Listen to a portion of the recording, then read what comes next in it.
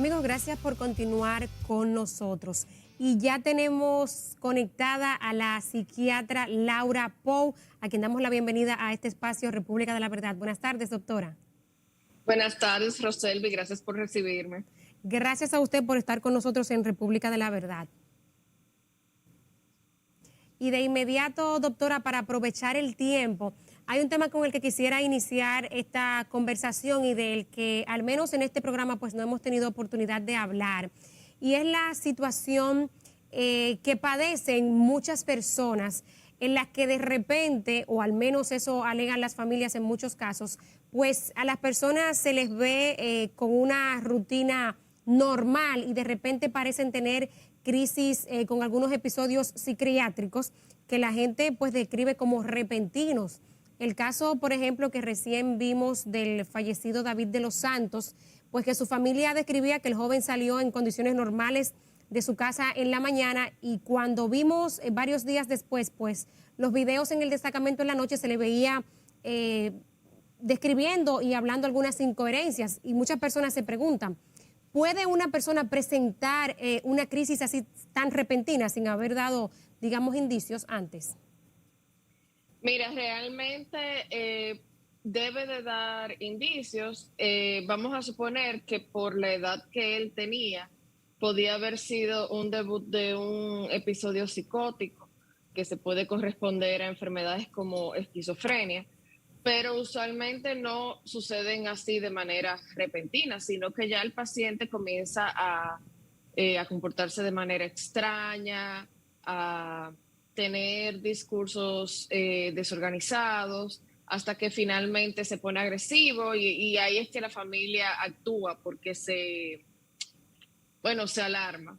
Pero muchas veces hay algunos indicadores y principalmente también en un paciente en donde hay un patrón de conducta así, pues hay un antecedente familiar usualmente, ya que estas enfermedades son mayormente hereditarias y su detonante sí es ya ambiental, pero realmente sí puede ser que el episodio de agresividad se haya detonado por el estresor de estar en una locación carcelaria, que claro, es un estrés para cualquier persona. O, por ejemplo, también estamos viendo muchos pacientes con antecedentes familiares de esquizofrenia que se detonan con el uso de marihuana. No estoy diciendo que sea el caso de este joven en específico, pero sí jóvenes que nunca habían tenido ninguna sintomatología precisa, al consumir marihuana, sí pueden, vamos a decir que abrir la puerta o adelantar la edad de presentación de algo que estaba ahí latente, que estaba dormido. Entonces es muy importante prestar atención a los síntomas y buscar ayuda lo más pronto posible. Por lo visto, lo que se dice es que él se puso medio impertinente en la plaza donde estaba y que por eso se lo llevaron preso. Lo cual tampoco es la manera correcta. Y este es uno de los problemas que veo de manera repetida, y es que nuestra Policía Nacional, que debería de ser un órgano de protección a los civiles, no sabe manejar este tipo de eventualidades. Entonces, al tener un mal manejo, en vez de ayudar al paciente a mejorar su situación, lo que hace es empeorar la situación. Doctora, ¿cuáles son estas conductas, digamos, para familias que quizá tuvieron antecedentes lejanos y los miembros actualmente no recuerdan o no podrían identificar cuáles son esos comportamientos pues que deben encender las alertas en algún miembro de la familia? Sí, mira, en general las alertas de trastornos mentales en sí es cambios en las conductas de los pacientes, que el paciente se aísle, que deje de hacer cosas que hacía de manera normal y tome nuevas actividades que nunca ha hecho. Por ejemplo, una persona que sea muy guardada para sí mismo, muy introspectiva, que de repente comienza a hablar mucho, a socializar mucho, a tomar y ese tipo de cosas, nos da un indicador de que algo no está bien. Cuando hay cambios en los patrones del sueño, vemos personas que tienen días que no duermen, eso es también un indicador. Cambios en los patrones de la alimentación, una persona que no come tanto y ahora está comiendo en exceso, o una persona que deja de comer. Hay varios síntomas que nos pueden indicar explosiones por cosas que no tienen razón, tristeza, llanto,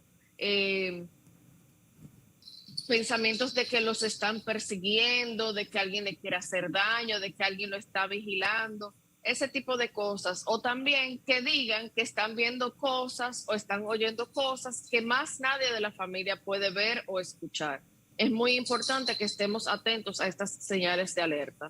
Doctora, para personas que nunca han ido a consulta psiquiátrica y ni siquiera a una consulta psicológica, ¿cómo determinar en qué punto ir a un especialista o al otro? No solamente en estos casos, digamos, pues más serios, como las explosiones psicóticas o demás, sino en sentido general. ¿Cómo la persona puede determinar a qué especialista ir en principio?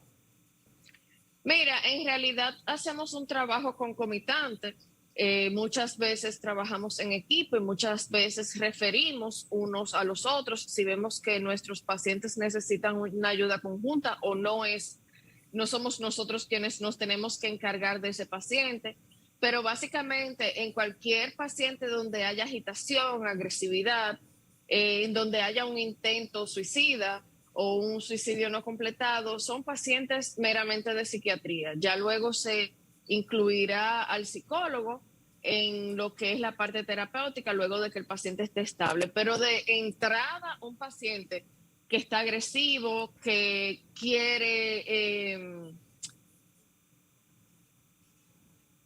hacerle daño a otras personas o a sí mismo, es un paciente de psiquiatría de entrada. Psicología uno puede ir en cualquier momento de la vida, sencillamente si usted quiere trabajar en algo de su pasado, mejorar alguna actitud, puede visitar a un psicólogo. Ya psiquiatría tiene que ver más con síntomas que hace que el paciente no pueda ser funcional, que el paciente no pueda hacer su día a día como es correcto. Un paciente que no se quiere levantar de la cama, un paciente que no está durmiendo, un paciente que me ha dejado de comer por completo, son pacientes que son más propios de psiquiatría o que deben de tener también la intervención psiquiátrica, no solamente de psicología. Importante ese punto que señala al final, que digamos son conductas pues un poquito más comunes que a las personas de repente les suceden y no necesariamente entienden la seriedad del tema para tomar la decisión de visitar al psiquiatra. Doctora, frecuentemente, luego de que se han flexibilizado las medidas del COVID, hemos escuchado de las consecuencias del confinamiento, del estrés, pero quienes no han tenido oportunidad de ver alguno de estos casos de cerca, pues dicen que no, que realmente no hubo tales consecuencias en la mayoría de las personas.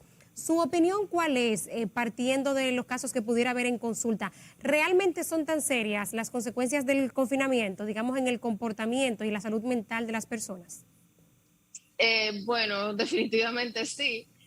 Ha habido un aumento en lo que son los trastornos de ansiedad y de depresión en estas fechas. También muchos pacientes que estaban bien controlados, que incluso no tenían que ya estar en tratamiento con medicación, retornaron a la consulta por el confinamiento. Y no solamente por el confinamiento, porque también te voy a decir algo.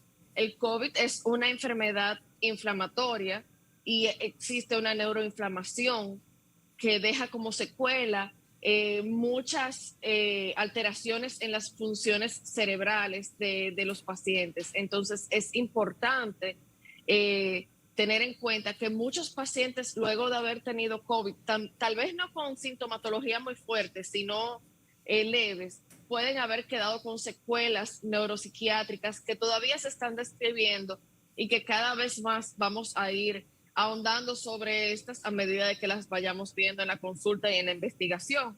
Por ejemplo, muchos pacientes que han tenido COVID quedan con alteraciones del sueño, quedan con un insomnio bastante marcado, quedan con lo que le decimos mind fog, que es como una lentitud en la organización de los pensamientos, en lo que es la memoria, fallas de memoria, alteraciones del estado de ánimo. Entonces, sí, claro que es muy importante que un paciente que sienta que tanto la pandemia en cuanto a habernos quedado tanto tiempo en casa con tantas limitaciones. Bueno, parece que se interrumpió la señal, pero rectifico el número de estudio que lo teníamos en pantalla, a ver si en los últimos 2 minutos de conversación con la doctora, pues alguien quiere llamar y aprovecharla para hacerle alguna pregunta. El número del estudio es 809-274-0599, ahí lo están viendo en pantalla, 809-274-0599. A ver si reconectamos con la doctora Laura Pou, psiquiatra con sede en Santiago. ¿Nos está escuchando la doctora? Bueno, estamos intentando hacer pues contacto con ella nuevamente.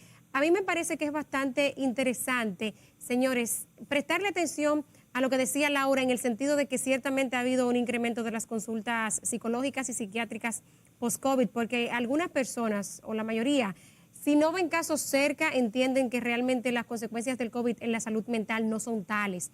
Sin embargo, sí. Miren cómo... Bueno, ya tenemos de nuevo a la doctora en línea. Esto es en vivo, ¿eh? Doctora, para aprovechar inmediatamente, ya veíamos lo de COVID, pero usted mencionaba en un momento el tema del suicidio.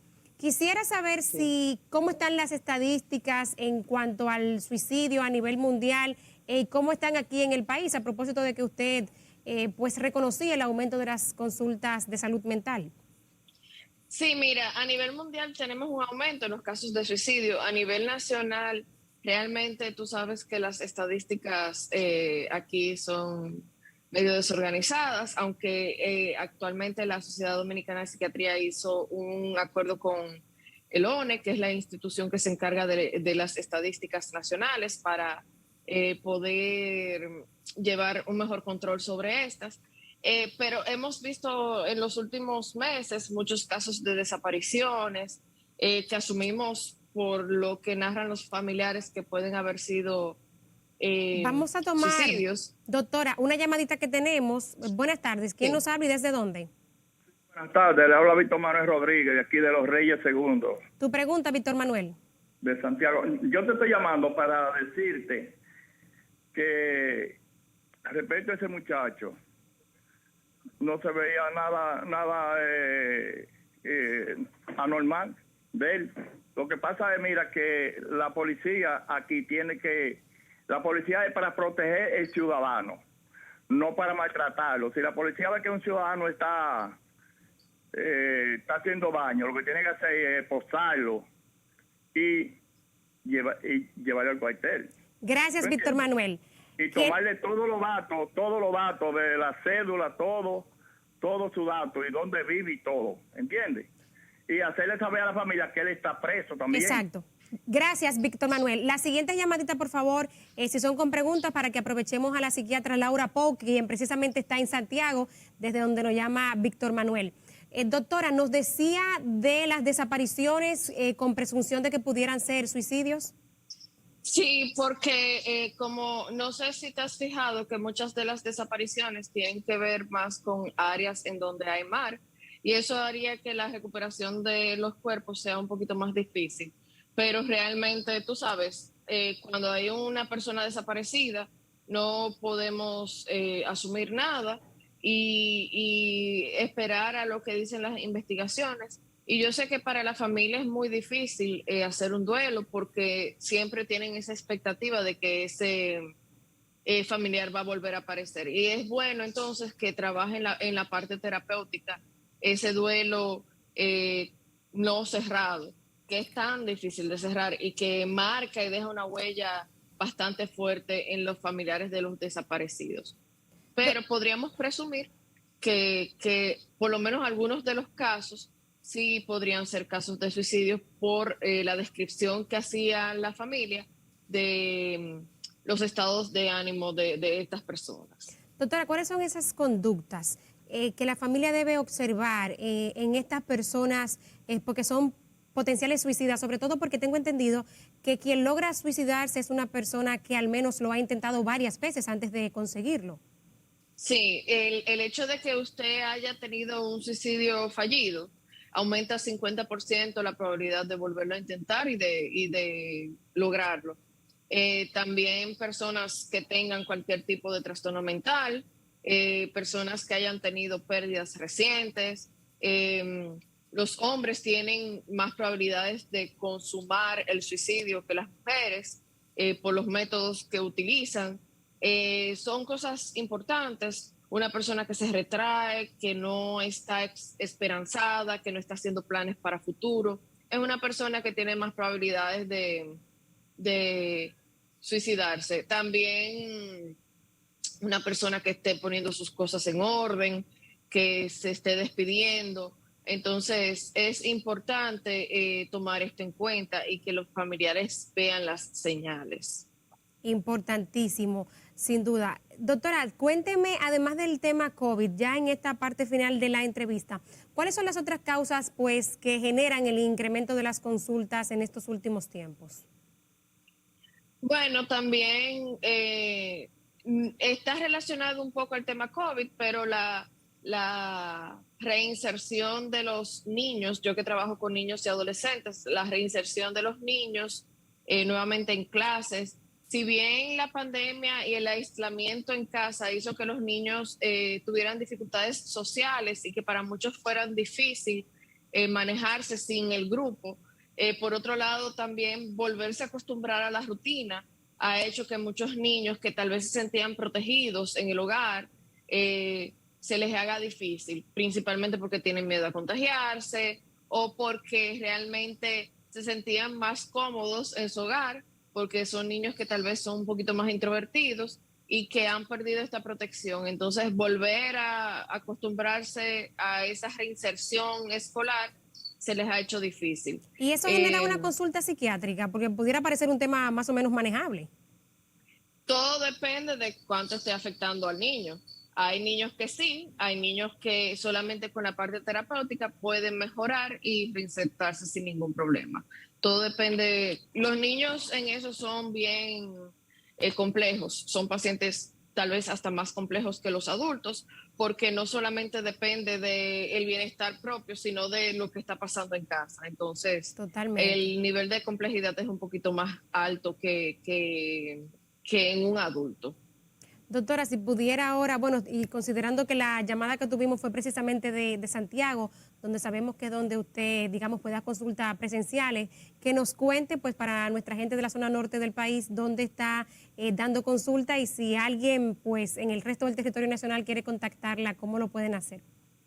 Sí, yo tengo mi consultorio en la Clínica Bonilla, la Clínica Doctor Bonilla, en la calle Independencia 124, en el centro de la ciudad. En También Santiago, ¿verdad? estoy en las redes sociales como DRA Lauritao, doctora Lauritao, en Facebook, Twitter e Instagram. Y por esa vía también me pueden contactar para las consultas virtuales que se dan en todo el país y tengo pacientes también fuera del país. ¿Un número telefónico donde la puedan contactar para agendar cita? Sí, para agendar cita está el 809-983-7374. Ese es el número de contacto para agendar cita tanto presencial como virtual. Laura, pues muchísimas gracias por haber compartido estos minutitos con nuestra audiencia de República de la Verdad. Gracias a ustedes por la invitación.